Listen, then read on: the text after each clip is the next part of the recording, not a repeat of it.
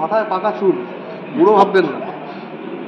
22 গজে ব্যাট হাতে নামলে পরে অনুষ্ঠুপ মজুমদার আক্ষরিক অর্থেই বাংলা ক্রিকেটের ক্রাইসিস ম্যান।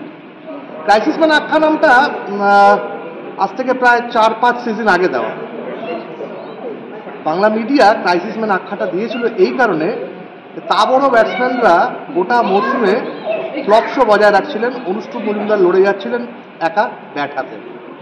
কখনো বাংলা জিতছিল, কখনো বাংলা 3 পয়েন্ট পাচ্ছিল।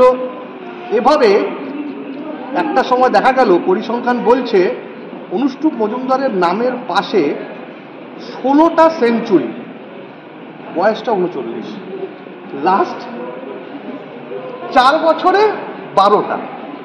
আগের হিসেবটা ওই রোহিত শর্মা বলে যে যা আমার হিসেব করবে 2017 পর থেকে করো, তার আগে করো। অনুষ্ঠুপ মজুমদার, নিন্দুকদের বলো, বুড়ো বয়সে তোমার এই সাফল্যের রহস্যটা কি? বুড়ো ঠিক বলবো না, কারণ বুড়োটা বয়সের সাথে বুড়ো আমি সেটা মানি। তার কারণ জকোভিচকে দেখো, নাডালকে দেখো, এখনও তারা কোর্ট মাতিয়ে বেড়াচ্ছেন, আর সেই রকম এত ইন্টেন্সিভ একটা গেম ওইখানে খেলছে। তো আমার মনে হয় যে এটা পুরোপুরি মানসিক ব্যাপার। ক্রিকেট যতটা ফিজিক্যাল গেম, স্কিল গেম, আমার মনে হয় মেন্টাল গেম অনেক বেশি। তুমি যদি মেন্টালি স্ট্রং হও, ফিজিক্যালি তোমাকে, যারা ইয়াং প্লেয়ার আছে, আমি যখন 22-23 বছর ছিলাম তখন যা ফিটনেস ছিল, আমি বলবো আমার ফিটনেস এখন ওর থেকে বেশি আছে, কারণ আরও খাটাখাটি আমাকে বেশি করতে হবে।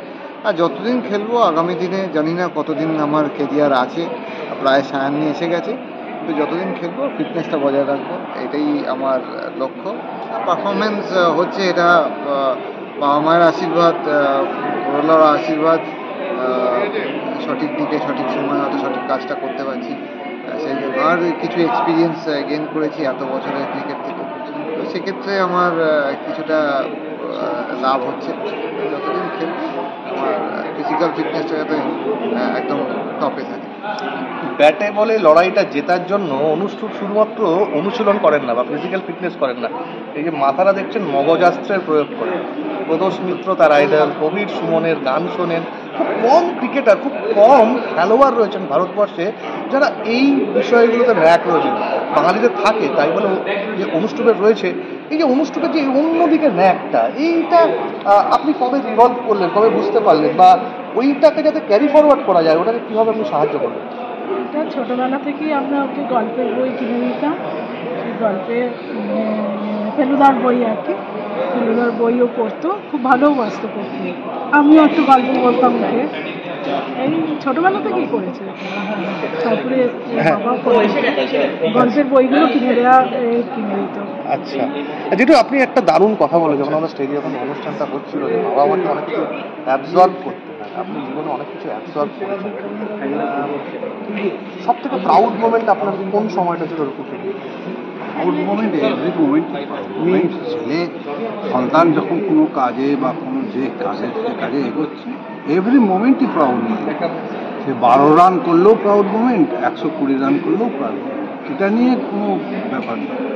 কিন্তু আমি যেটা বলছি, অ্যাবজর্বের বিষয়টা হচ্ছে কি, অনেক সময় হয় কি, আমাদের আশেপাশে নানা রকমের লোকজন থাকে, নানা রকম লোকজন, তারা যেমন প্রশংসাও করে, আবার নিন্দাটাও ভালোভাবে করে, সেটা খুব ভালোভাবে করে, কড়াভাবেও করে।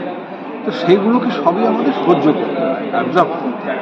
এখন আমরা যদি সেটা অ্যাবজর্ব না করি, তা না হলে তার উপর প্রভাব পড়বে। কিন্তু আমরা সন্তানকে সেটাকে আড়াল করি।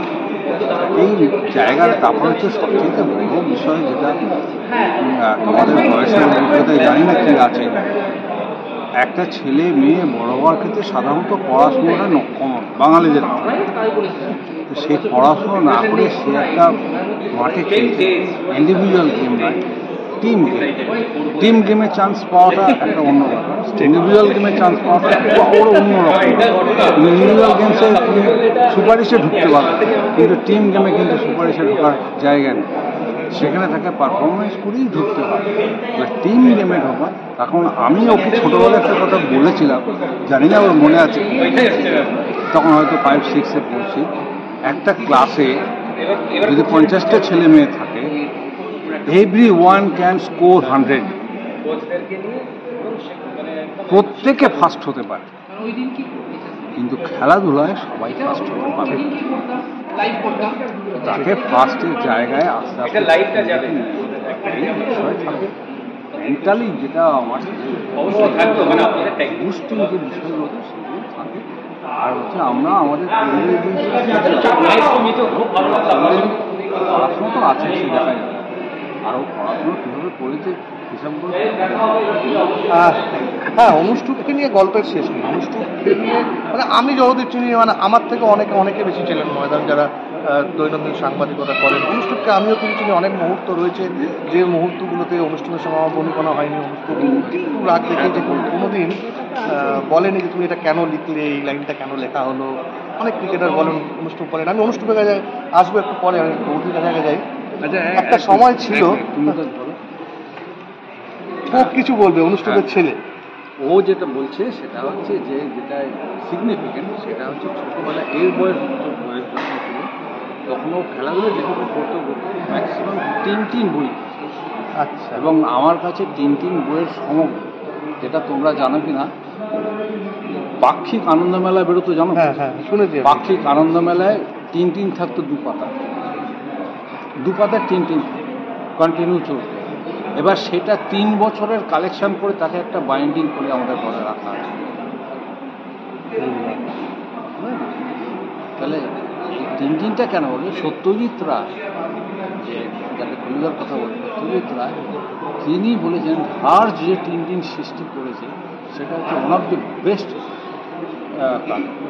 Of the best cartoon in the world. এবং যার জন্য ওইটাকে আমি বেছে নিয়ে তখন আনন্দবাজার প্রকাশন থেকে বাংলা, প্রথমে ইংরেজি ছিল, একটা বুকস ছিল, তারপরে বাংলা ওরা করলো, সেটা ওই 2 পাতা, সেগুলো নিয়ে 3 বছরের একসঙ্গে করে তারপর তাকে একটা বুকস করা। অসাধারণ এই জিনিসগুলো, মানে বাবা মার সাফল্য, বাবা মার পরিশ্রম, সন্তানের সাফল্য। বৌদি, একটা ফেজ ছিল অনুষ্ঠানের কেরিয়ারের, বাংলা দলে ঠিক মতো পারফরমেন্স হচ্ছিল না, রেল চলে যাওয়া, রেলের চাকরি ছেড়ে আবার বাংলায় ফিরে আসে, তারা কোনো চাকরি ছাড়ার ভয়, সেন্ট্রাল গভর্নমেন্টের চাকরি তাও রেলওয়েজের মতো, সবাই সেই সৎসাহস দেখাতে পারে না। ওই ফেজটাতে আপনি কীভাবে পাশে ছিলেন, কীভাবে তাকে মেন্টালি বুস্ট আপ করতেন?